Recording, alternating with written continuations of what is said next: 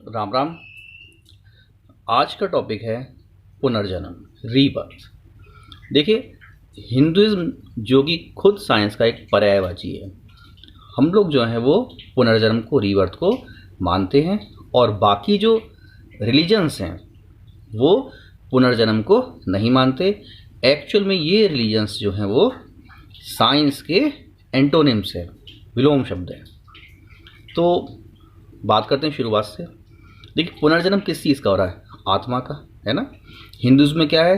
जीवात्मा, परमात्मा, इस तरह से आत्मा के बारे में हिंदुइज्म में, वेदों में और खास करके उपनिषदों में बहुत कुछ लिखा हुआ है। तो मैं कोई आपको भारी भरकम मंत्र और वो श्लोक वगैरह नहीं बताऊंगा, सिंपल आपको इसकी पुनर्जन्म की वैज्ञानिक व्याख्या करूंगा। तो देखिए, सबसे पहले आत्मा। तो आत्मा को हम लोग डिफाइन करते हैं। आत्मा क्या है?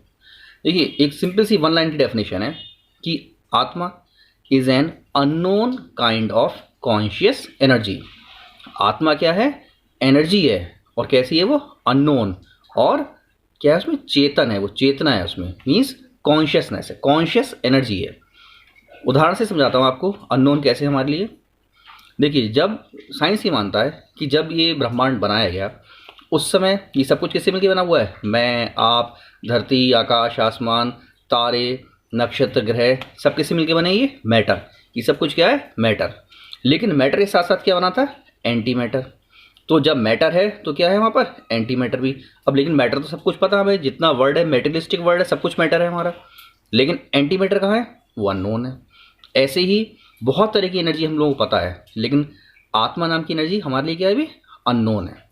ठीक है, आत्मा और प्लस परमात्मा, दो तरह की एनर्जी हैं जो हमारे लिए अननोन है। तो आत्मा क्या है? आत्मा एक अननोन काइंड की एनर्जी है जो कॉन्शियस है। ठीक, अब अगर आत्मा एनर्जी है तो ये एनर्जी के जो लॉज हैं उनको ओबे करेगा। एनर्जी का सबसे जो फेमस लॉ जो हमने क्लास 9-10 पढ़ा था वो था law of conservation of energy, ऊर्जा संरक्षण का नियम। अब ऊर्जा संरक्षण का नियम क्या कह रहा है? ऊर्जा संरक्षण का नियम कह रहा है कि energy can neither be created nor be destroyed. Energy means आत्मा, है ना। तो जो जीवात्मा है उसको मैं सिंपली आत्मा ही यूज़ किया करूँगा। तो आत्मा मैंने बताया था भी क्या थी? एनर्जी थी हमारी। एनर्जी, तो एनर्जी के लॉ को वो ओबे कर रही है।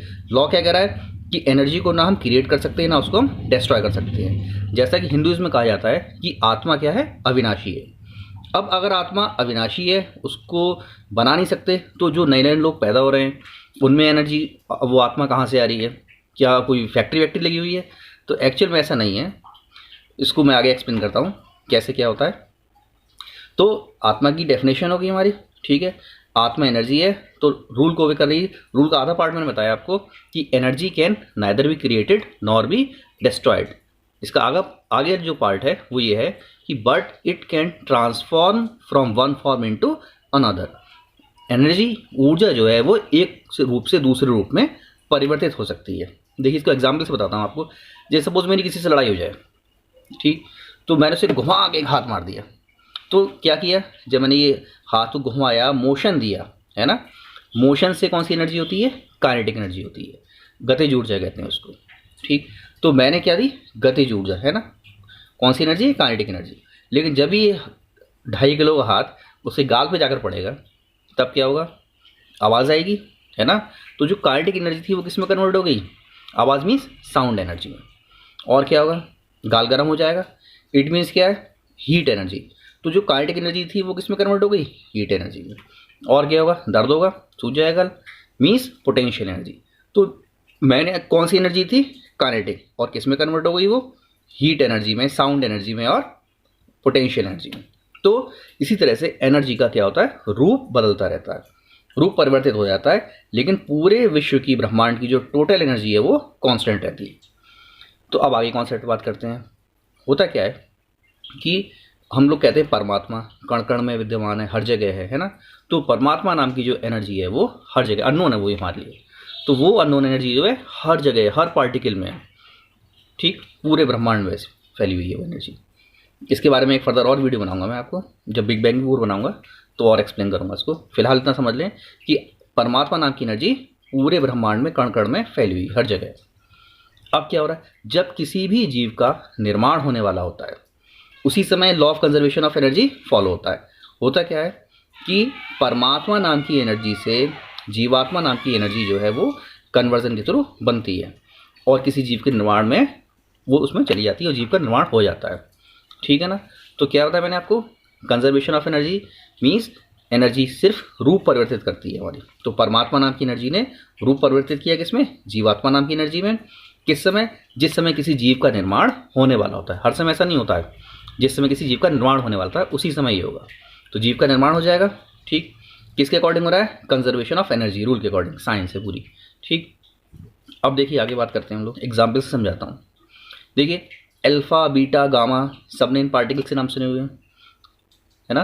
अल्फा बीटा गामा पार्टिकल्स कहाँ से निकलते हैं, किसी भी एटम के परमाणु के केंद्र के यानी न्यूक्लियस में से निकलते हैं, है ना।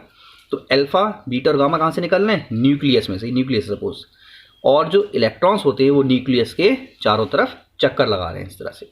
तो इलेक्ट्रॉन्स तो घूम रहे हैं चारों तरफ और न्यूक्लियस ये। ठीक, अल्फा बीटा गामा कहाँ से निकल रहे हैं, हमारे न्यूक्लियस के अंदर से निकल रहे हैं। ठीक है, अब इलेक्ट्रॉन कहाँ है, बाहर। बीटा पार्टिकल क्या होता है, वो एक इलेक्ट्रॉन होता है, न्यूक्लियस ओरिजिन का इलेक्ट्रॉन है। अब न्यूक्लियस के अंदर तो इलेक्ट्रॉन होता ही नहीं है, इलेक्ट्रॉन कहाँ चक्कर लगा रहा है, बाहर। न्यूक्लियस के अंदर कौन से सब एटॉमिक पार्टिकल्स हैं, न्यूट्रॉन और प्रोटॉन्स। तो होता क्या है कि जिस समय बीटा पार्टिकल का इमिशन होने वाला होता है, जिस समय किसी जीव का निर्माण होने वाला होता है, बीटा पार्टिकल का इमिशन जिस समय होने वाला होता है, उस न्यूक्लियस के अंदर एक न्यूट्रॉन किसमें कन्वर्ट होता है, प्रोटॉन में। तो न्यूट्रॉन के प्रोटॉन में कन्वर्जन से, है ना, परमात्मा नाम की एनर्जी के जीवात्मा नाम की एनर्जी में कन्वर्जन से, ठीक है ना, क्या बनता है यहाँ पर, एक इलेक्ट्रॉन बनता है, बीटा पार्टिकल बनता है और वो वहाँ से इमिट हो जाता है। तो परमात्मा नाम की एनर्जी किस में कन्वर्ट हुई, एट द इंस्टेंट जब जीव का निर्माण होना है वो कन्वर्ट हो गई किसमें, जीवात्मा नाम की एनर्जी में, और जीव का निर्माण हो गया। ठीक, तो इस तरह से ये मैंने आपको बता दिया कि कोई फैक्ट्री नहीं लगी हुई है जहाँ पर आत्मा बननी बहुत सारी, सिर्फ एनर्जी कन्वर्जन से ही वो जीवात्मा नाम की एनर्जी बनती है। अब पुनर्जन्म की बात करते हैं। देखिए होता क्या है, जैसे जीव की मृत्यु हो गई, सपोज कोई जीव है उसकी मृत्यु हो गई, तो उसमें से उसकी कॉन्शियसनेस मीन्स क्या है, उसकी जो जीवात्मा जो एनर्जी है वो उसमें से बाहर निकल जाएगी।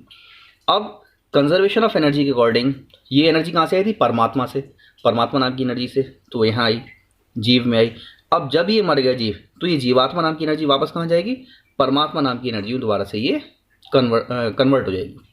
लेकिन किसी कारण से अगर ये जीवात्मा नाम की एनर्जी वहाँ जाके कन्वर्ट नहीं होती है, तब क्या होता है, अगर सपोज कोई और जीव का निर्माण होने वाला है और ये जीवात्मा नाम की एनर्जी वहाँ कन्वर्ट नहीं हो पाई है, ठीक, तो ये कहाँ चली जाएगी, दूसरे जीव का निर्माण कर देगी। तब हम बोलेंगे कि इस पर्टिकुलर जीवात्मा का क्या हुआ, रीबर्थ हो गया, पुनर्जन्म, ये वहाँ जाके नहीं मिला। ठीक है ना, क्योंकि अगर ये वहाँ जाके मिल जाता तो इसका अपना स्वतंत्र अस्तित्व खत्म हो जाता है। ऐसे सपोज मैं मुर्गा खाता हूँ, तो मुर्गा अगर मैंने खा लिया तो मेरे पेट में जाके वो खत्म हो गया, उसका अस्तित्व क्या हुआ, मुर्गे का खत्म हो गया, अब वो मैं ही बन गया, है ना। तो ऐसे ही अगर ये एनर्जी एक बार कन्वर्ट हो गई वहाँ पर परमात्मा नाम की एनर्जी में, तो इस जीवात्मा का स्वतंत्र अस्तित्व खत्म हो जाएगा। तो हम ये नहीं बोलेंगे इसका जो है पुनर्जन्म हो रहा है, कि दोबारा से फिर से कन्वर्ट होके फिर से बनेगी, तो ये नई फॉर्म हो जाएगी। अगर ये जीवात्मा कन्वर्ट नहीं हो पा रही है, अगर यहाँ से जीवात्मा निकली, जीव की मृत्यु हुई और वो परमात्मा नाम की एनर्जी में कन्वर्ट नहीं हुई और किसी जीव का और निर्माण हो रहा है, तो ये वहाँ चली जाए, तब क्या हो जाएगा, इसका रीबर्थ हो जाएगा। तो ये सारा जो पुनर्जन्म का था पूरा वैज्ञानिक आधार मैंने आपको बताया। अगर आपको धर्म से और इतिहास से रिलेटेड वीडियो अच्छे लगते हैं, जानकारी अच्छी लगती है, तो प्लीज़ मेरे वीडियो को सब्सक्राइब कर लीजिएगा। मिलते हैं अगली वीडियो में। राम राम।